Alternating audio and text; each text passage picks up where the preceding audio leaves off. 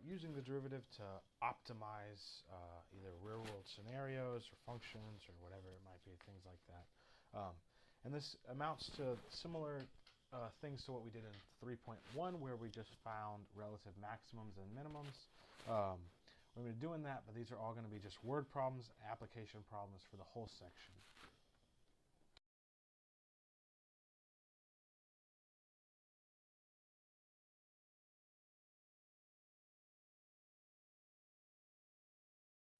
So with that, let's just dive right into some examples of types of questions we might see.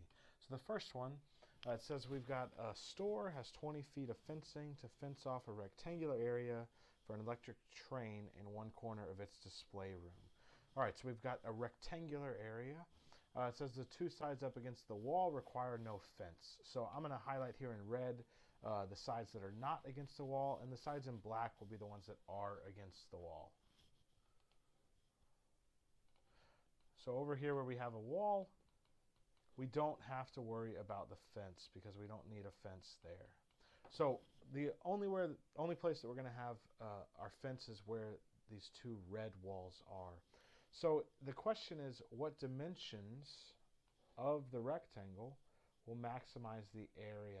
So to answer that question, we'll need to give dimensions. And then it says, what is the maximum area? So we'll both need to have in our answer the dimensions and the actual maximum area. So our first step with something like this is to label the sides of this picture.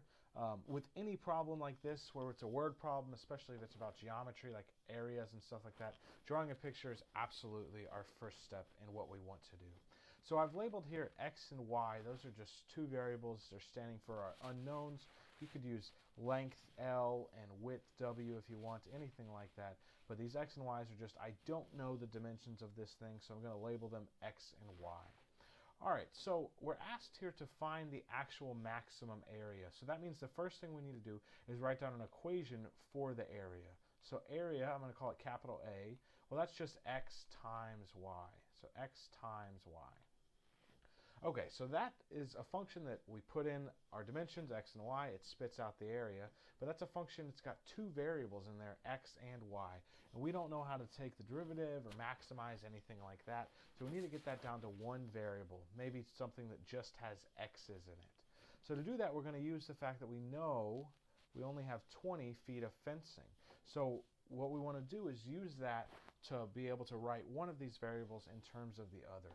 So what does that 20 feet of fencing means? It means that if we add x, which is one side of our fence, with y, so x plus y, which was the other side of our fence, that's all of our fencing. So that, in order to have the maximum area, we want to use it all. So we want x plus y to be 20. So that should give us a way to write y in terms of x. So why don't we do that? So we can solve for y and get y is 20 minus x. Okay, so we've got a y in our area equation, and we solve for y over here, so we're going to plug that in to our area equation. And when we do that, we should get area just in terms of one variable, x. So what do we get? We get x times 20 minus x. All right, I'm going to go ahead and expand that out, just distribute my x, and I'll get 20x minus x squared. So now I've got my area just in terms of one variable, x. So once we get it in terms of one variable, we know from 3.1 how to find a maximum. So if it says maximize the area, we're looking for the maximum. So to do that, we know we need to find the critical values. Let's take the derivative. We get 20 minus 2x. And setting that equal to 0 to find our critical values, we should get what? X equals 10. Whoops, that's not 20. Sorry, 2x. So that gives us x equals 10. Okay, so we know that when x is 10, we get a critical value, but we know we're trying to maximize this function, so we have to actually show that we know that this x value does give us a maximum. And for that, we're going to use the second derivative test. So for the second derivative test, sorry, that's an a, we want the second derivative of a, and the second derivative of a is negative 2. Right, so especially the second derivative of a when x is 10 is still negative 2. So since that second derivative is negative, we get that x equals 10 will give a maximum. Right? So it's important to justify why you know that what we're looking for here, or what we have here rather, is actually a maximum. And so for that we use the second derivative test. Okay, so we now know that when x is 10 we have a maximum, so we're going to use that to find the actual dimensions.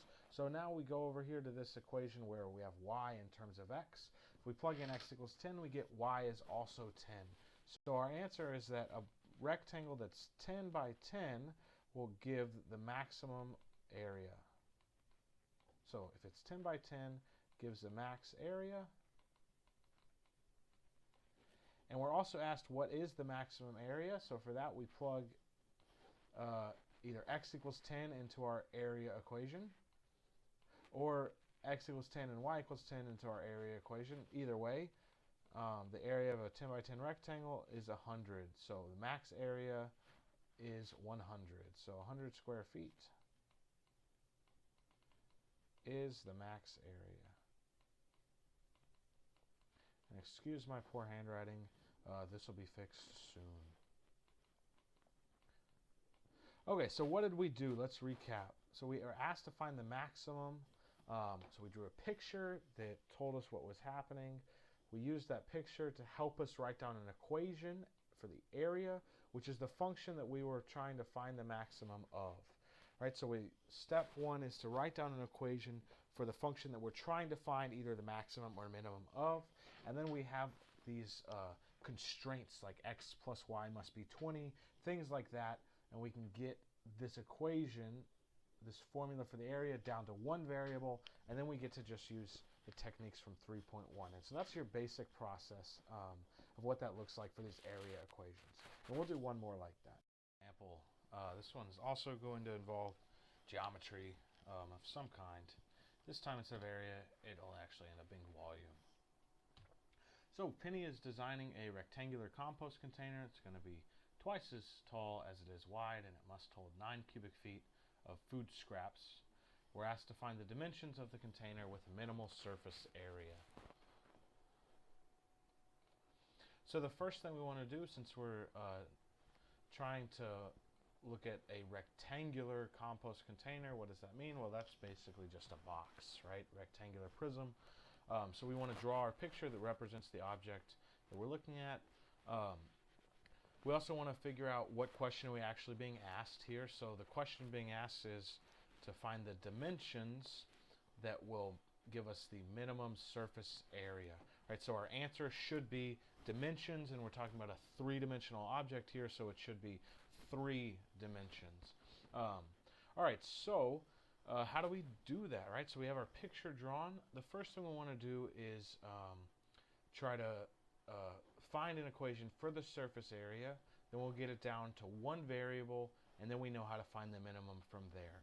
So first off, what are we told here? Well, we're told that it's going to be twice as tall as it is wide. So that means that the height needs to be twice the width. Right, so I don't know what the width is, so I'm going to label it x. So that's my front side from here to here. I'm going to call that width x. If that's x, then the height, which is going to be twice the width, will be 2x.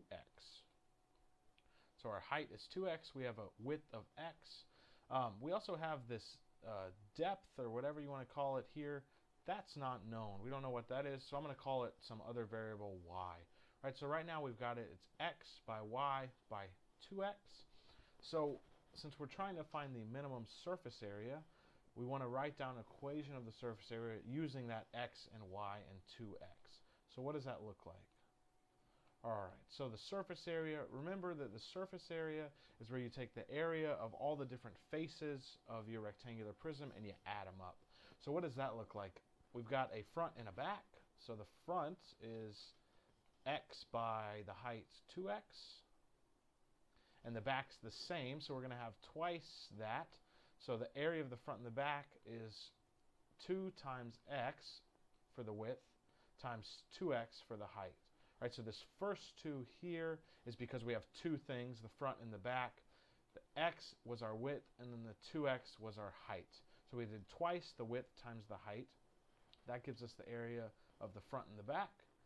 And then we want to add, how about the area of the left and the right sides? Right, so those have a depth there of y. the height is still 2x. So since we have two of them, left and right, we have 2. And then we've got the dimensions there are y times 2x. So again, the first 2 is because we have 2 things. Then the y is one dimension, and then the 2x is the other. Right, so that was our left and right faces. And lastly, we have a top and a bottom, and that is x times y, right? So we have top and bottom, so 2 things that have the same area, which is x times y.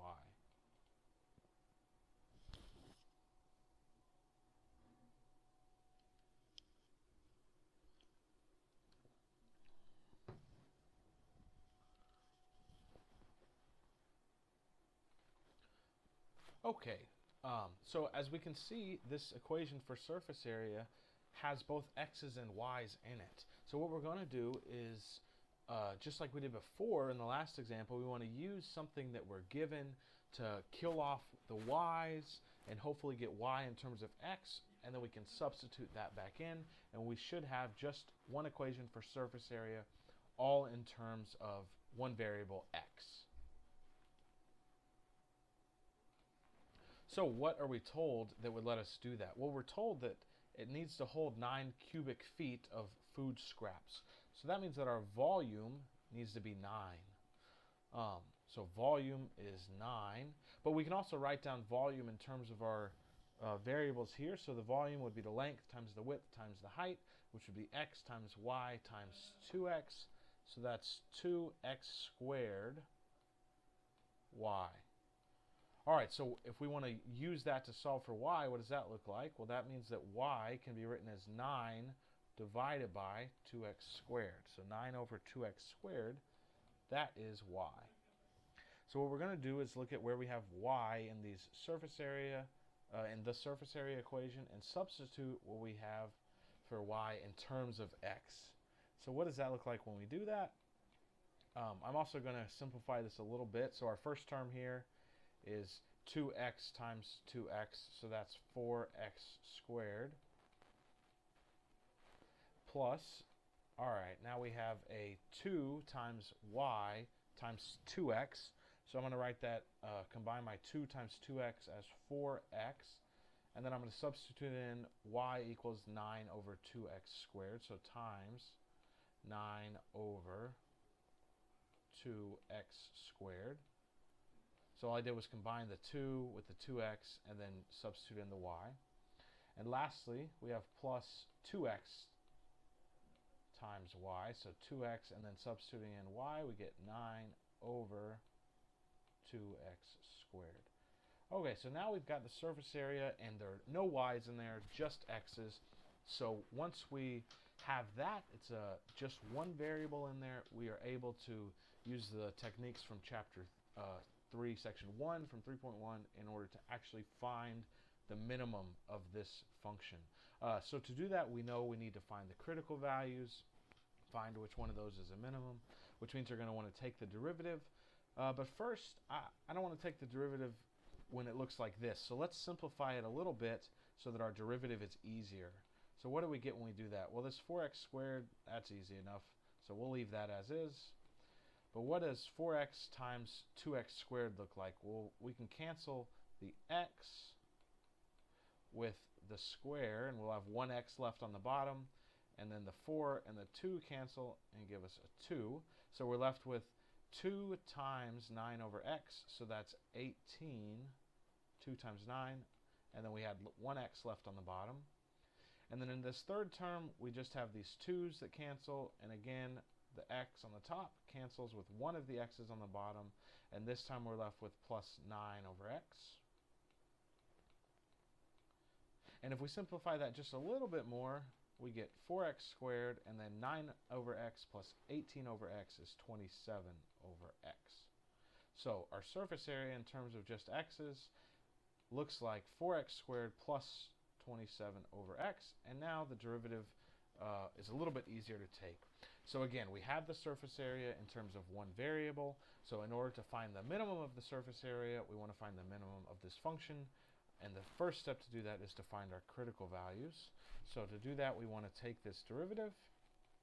What do we get? Well, 4x squared, and you take the derivative, you get 8x. And then 27 over x, remember that's the same thing as 27 times x to the negative 1. So when you take the derivative, you get a negative 1 comes down. Your 27 hangs out. And then x to the negative 1 becomes x to the negative 2. And you could also write that as 27 over x squared. Either way is just fine.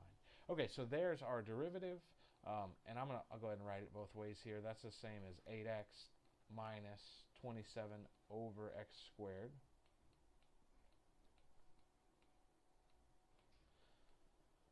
Now to find our critical values, we want to know where is this derivative undefined or equal to 0. So since we're dividing by an x squared, that gives us if x equals 0, this thing is undefined. So that would be a critical value. But we're going to end up not caring about that because if x is 0, that doesn't make any sense because we're talking about a box, and if you don't have one of your dimensions, it's not really a box, right? Another way to think about that is if x is 0, this volume equation doesn't make sense, and that's because we would have had to divide by an x over there. So we do have an x equals 0, gives us the surface area, the derivative of the surface area, sorry, is undefined, but we're going to ignore that because it doesn't make sense in the context of the problem. So we should still get a critical value, but we'll get that by setting it equal to 0, it being the derivative here. So we have 0 equals 8x minus 27 over x squared.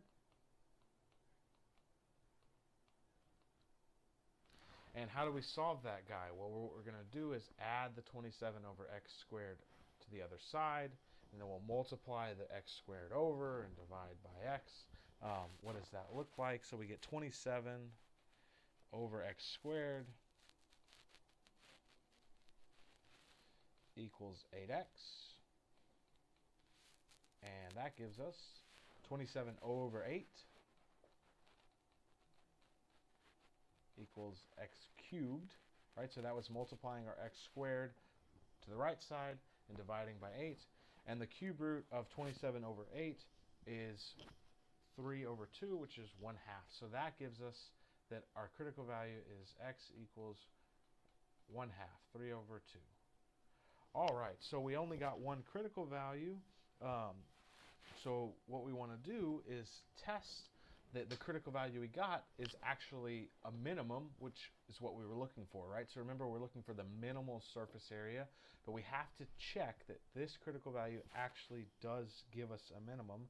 So just like before, we're going to use the second derivative test. And when you do that, the second derivative is what? Well, I got 8 plus 54 over x cubed. All right, so I'm going to let you guys check that that's what you get as well. Again, remember that 27 over x squared is the same as 27 times x to the negative 2. And then using the second derivative test means we want to plug in x equals 1.5 into that second derivative. And when I did that, you guys can again double check me, but I got 24. So this is when x equals 1.5. So that's greater than 0, so that would be concave up at that point, which by the second derivative test says we do have a minimum at x equals 1.5. And if you don't do this check, you don't really know that you have a minimum. You have to actually check that the critical value you got actually gave you a minimum. Okay, so since it does, we're good to go. We know that that x value will give us a minimum when x is 1.5. But our answer is not just x is 1.5 because we're asked to find the dimensions. So what we need to do is give the dimensions that will minimize the surface area. So x is 1.5, so that's one of our dimensions.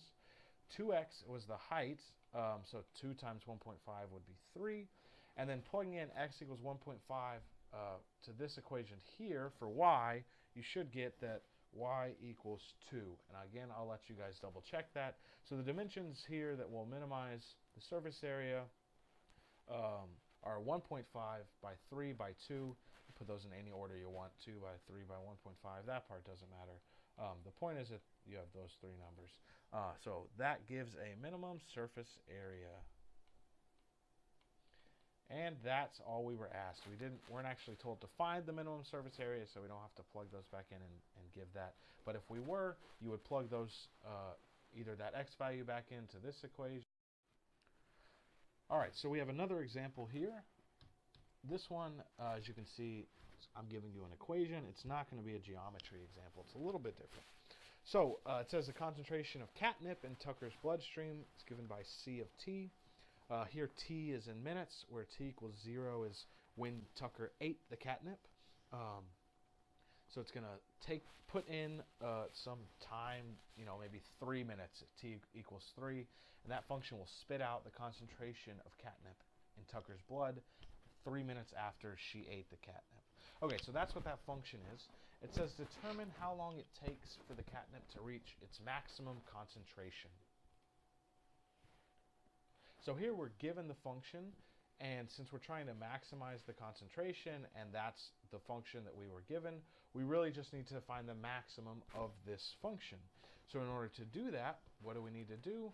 We need to take the derivative, find the critical values, use a first derivative test to figure out where we have any maximums or minimums, or we could use a second derivative test. That will also give that. I'll show both ways. So let's look at that. What is the first derivative? So c prime of t. So we have 100t over t squared plus 16. So we're going to need to do a quotient rule. So a quotient rule, what does that look like? Well, we have the bottom, t squared plus 16, times the derivative of the top, which is 100. So that's the bottom times the derivative of the top, and then we subtract the top, which is 100t, times the derivative of the bottom, which is 2t. And then we divide that whole thing by t squared plus 16. All right. The last thing there, we need to square it. So that's our derivative. How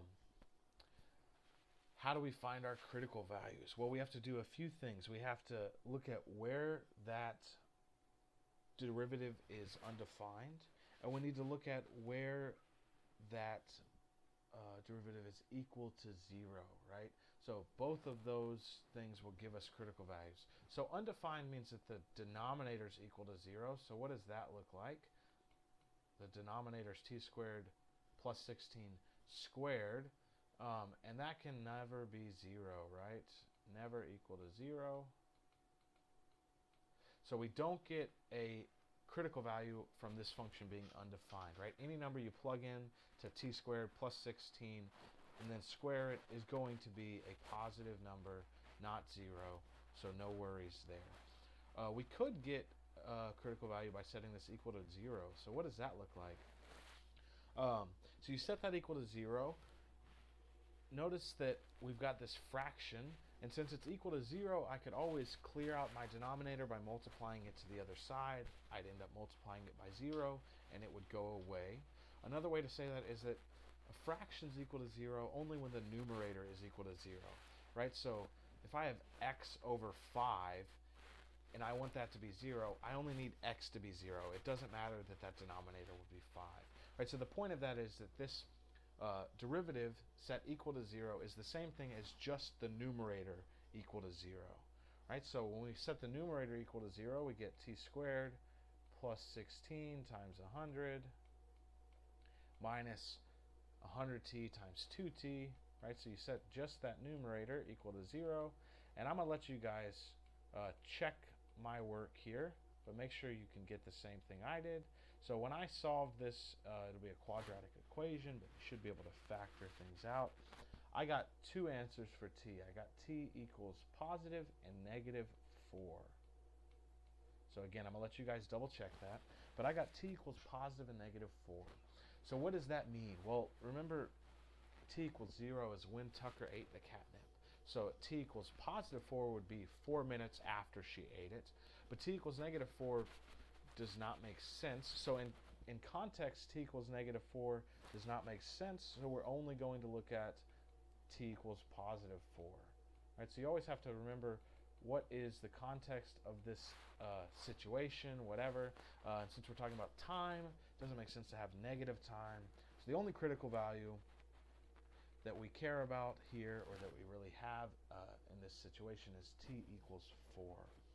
So we can do a couple of things to test that this critical value is a maximum, which is what we're looking for. Again, we know it should be, but we have to actually check that it does give us a maximum. So you could do the second derivative test. Feel free to do that. Take the second derivative, plug in 4. Since we're looking for a maximum, you should expect that second derivative when you plug in 4 to be a negative number. But I don't want to do that because that's going to be doing another quotient rule. So if you want to do it that way, that's perfectly fine. But I'll just show an example where you could use the first derivative test. So the first derivative test means we want to make a sign chart. So that's where we draw our number line. We're going to break it up around our critical value 4. And we're going to be testing here, test point. We need to identify that, and we're plugging things into that first derivative. So pick your favorite number, less than 4. But again, it has to be greater than or equal to 0, because that's all that makes sense. 0 is fine. And you guys can double check me on this, but C prime, plug in 0. I got a positive number. Right, and that's all I care about, so you guys should double check that. And when I plugged in some number, how about 5, that's greater than 4, I got a negative number. All right, so you guys, again, should double check that C prime of 5, or any other number greater than 4, is a negative number.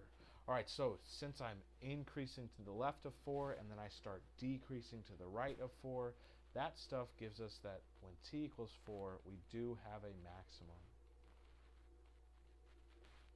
All right, so t equals 4 is a maximum. That's good.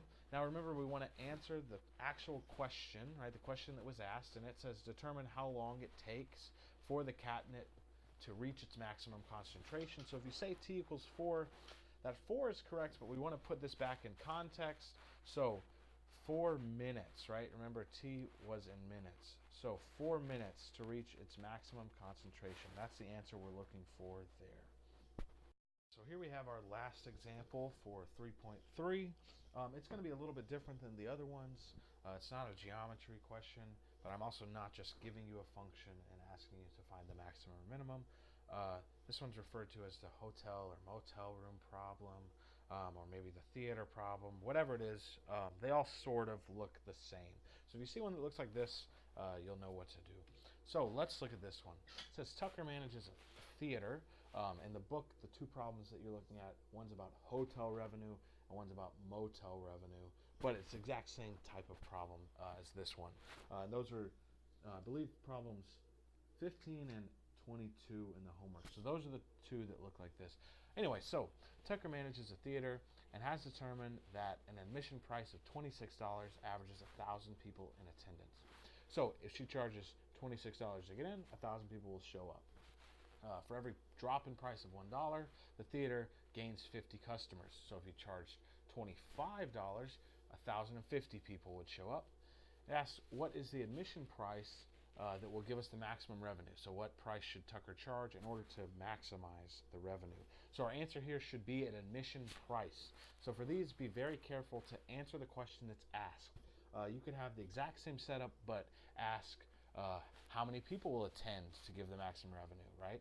Or what is the admission price, or what is the actual maximum revenue, right? So make sure you're very careful about answering the question that's asked for these types of problems.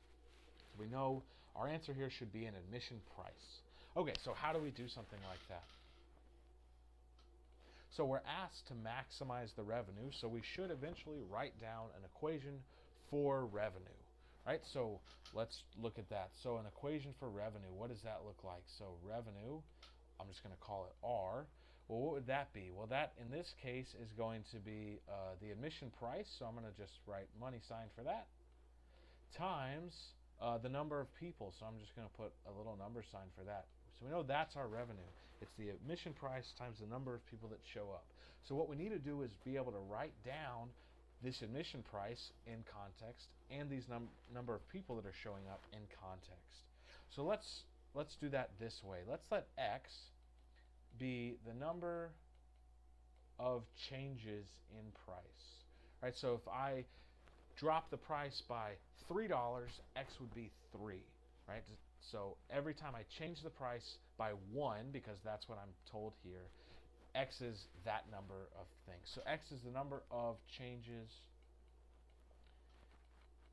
in both actually price and revenue. So we'll just call that X is the number of changes. So let's look at this here. So here's our, I'm going to make a little table for price and number of people. And I also want here what X would be. So if I don't change anything, that's this context that I'm given first, where I'm going to charge when X is 0. I'm not making any changes, so I charge $26, and I'm going to get 1,000 people. All right, if I make one change, well, when I make one change, that means I'm dropping the price by $1, so the price is going to be 25, and the number of people is going to go up by 50, so that's 1,050. All right, what if I make two changes, so X is 2? Well, again, that means I'm dropping the price by $1 more, so that's 24, and that means that the number of people is going to increase by 50 again, so that would be 1,100. All right, so that's the situation we have. We're going to let X be the number of changes, and then every time it tells me, every time I change, I'm decreasing the price by 1, and the number of people is going up by 50. So that's what's happening. So what we want to do here is write down an equation for this price in terms of this X. So what is that? Well, you notice that every time I increased X by 1, what happened to the price? It went down by 1, right? And that 1 comes from the fact that I want to drop the price by 1 every time. So what I do is I start out with my original $26, and then I'm dropping the price by 1 every time X increases. So that's a minus 1 times X. Right? If I were, let's say, increasing the price by 4 every time, then that would look something like 26 plus 4X. Right? So, but because I'm decreasing the price, I want to subtract, and because I'm decreasing it by 1, I'm just going to do 1 times X. So that's just 26 minus X. So what I've done now is I've wrote down an equation for the price in terms of the number of changes I have. What about for the number of people, right? The number of people, what did it start at? When X was 0, I had 1,000 people. So I'm going to start with 1,000. And then every time X changes, when X goes up by 1, I increase by 50. Right? So when X is 1, I have 1,050. X is 2, I have 1,100. So every time X changes, I'm gaining or increasing by 50. So since I'm increasing, I want to add. And since I'm increasing by 50, I want to do 50 times X. All right, so for example, if I were only gaining 10 people every time the price changed, then I would do plus 10X. If I were losing 100 people every time, I would do minus 100X. Right? So you look at how the number of people is changing, and that's what goes there with that plus 50. So now I have an equation for my price and an equation for my number of people in terms of X. So what I want to do is go over here to my revenue and plug those things in. So what's my price? It's 26 minus X. I'm going to put that in there for revenue. And just remember here that this X represents the number of changes, right? So if X is 1, we only changed once. If X is 10, we changed 10 times. All right, and what's my number of people? That's 1,000 plus 50X. Okay, so here's what I want you guys to do if you're watching this. I want you to try to find the maximum of this on your own before you watch me do it, right? So pause the video, find the maximum, what X value gives the maximum of this function. So I'll give you guys a second to pause this and try to find that on your own. All right, I'm now going to assume that you paused it and you worked it all out. And now let's see if you got the same thing I did. So the first thing that you would do here is expand this function out. When you do that, you can rewrite it as 26,000 plus 300x minus 50x squared.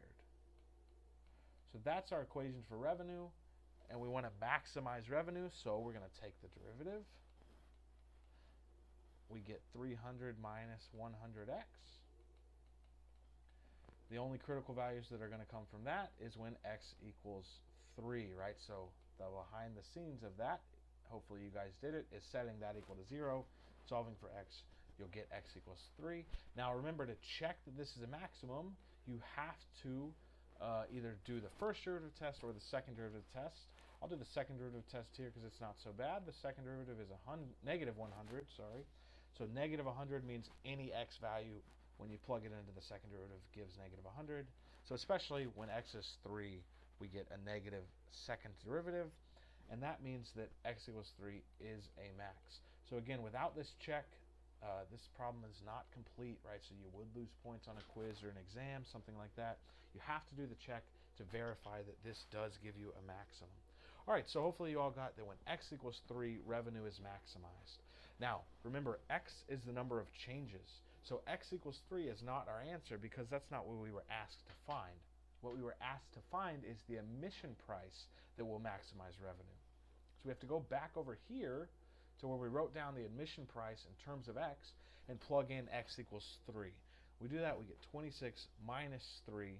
So an admission price of $23 maximizes revenue. Right? That's the answer that we were looking for. If it had said what attendance rather will give the maximum revenue, then you'd have to go back and plug in x equals 3 into our attendance, the number of people. And if it said what is the actual maximum revenue, then you could plug x equals 3 into your revenue equation here. All right, so you have to be careful there to actually answer the question asked.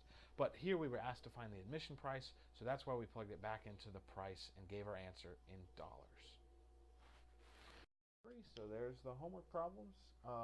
Make sure you try those. Come to class with any questions that you have over these examples or the notes in the book, maybe if you looked at that, or of course these homework problems if you start those ahead of time. All right, that's it.